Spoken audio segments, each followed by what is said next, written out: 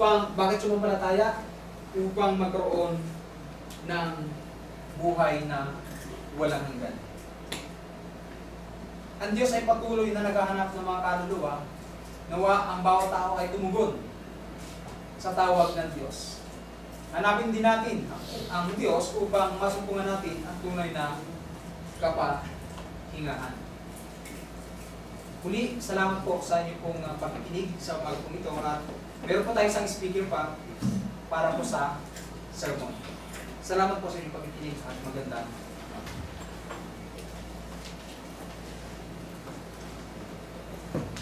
Maraming salamat po sa tulong aral na binahagi sa ating ng ating kapatid. Tayo po muna yung bawi bago po tayo tuloy sa ating sermon. Sa page 229 po.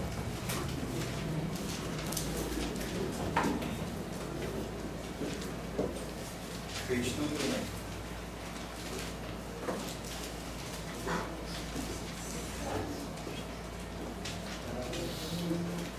I heard an old story. Ready? Sing.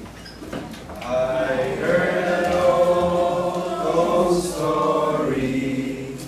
How a Savior came from glory. How he gave his life on Calvary to save a wretch like me. I heard about his groaning, of his precious blood atoning. Then I repented of my sins and won the victory.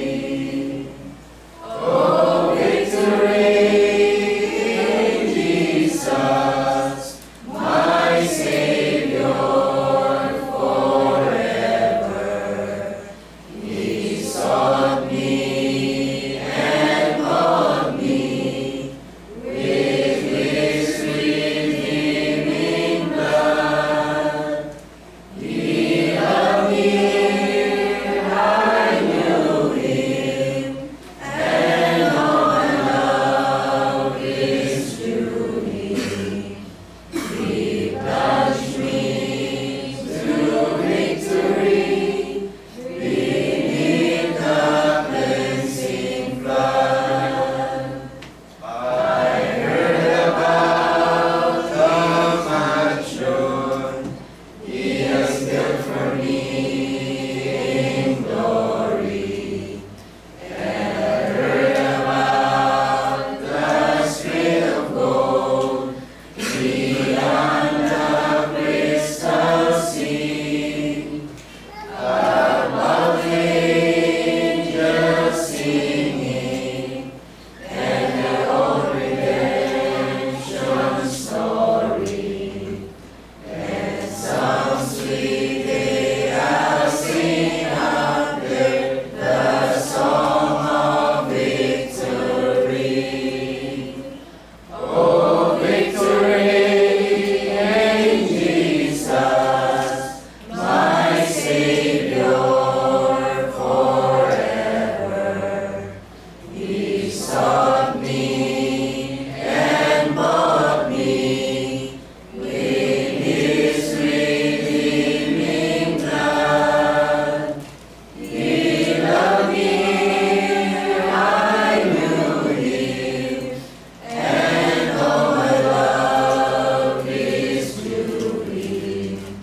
He plunged me to victory beneath the cleansing flood.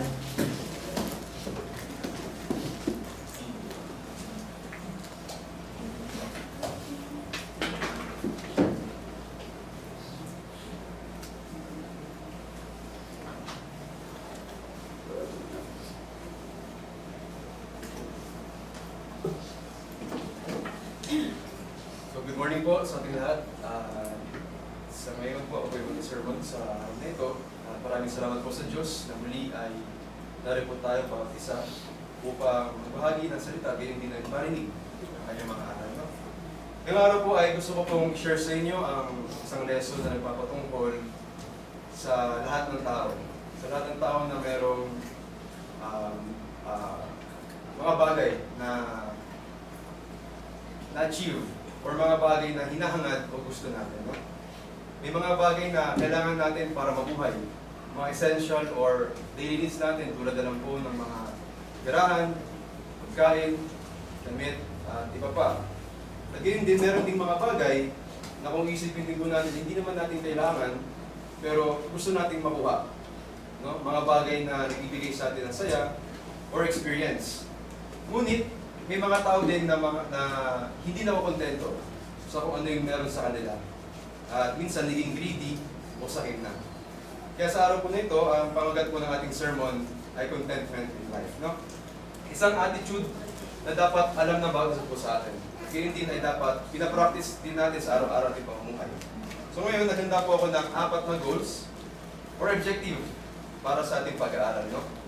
Ang unang nating goal is to understand what biblical contentment is. No? Kung ano po ba ang biblical contentment ayon sa Bible.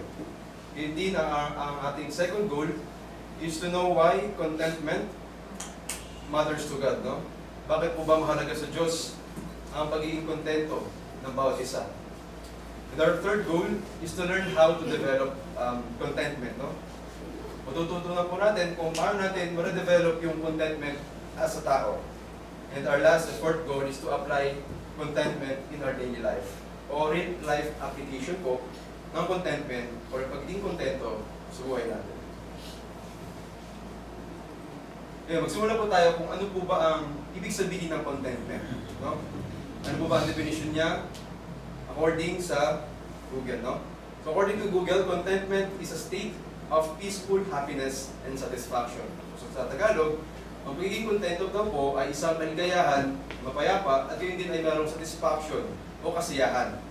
So it is an internal choice o sarili nating pagpili na masatisfied sa isang bagay kung ano yung meron tayo. Ngayon, ano man po ang contentment biblically? Ano po ba sinasabi ng Bible? So, ang biblical contentment is trusting God's provision, timing, and sovereignty regardless of circumstances. No? So, ang biblical contentment means being satisfied din, pero meron pagtitiwala sa Diyos, no? That He knows what best for us, that He will provide what you need, and also He is in control in our life. So kahit hindi man yun yung gusto natin o umayon sa buhay na pinapangarap natin, kasi yun yung plano niya para sa atin. So ang pagiging kontento ay hindi po ibig sabihin na parang hindi na tayo magkakangad ng mga bagay na gusto natin dito sa mundo. No? Kunyari, mga achieve natin.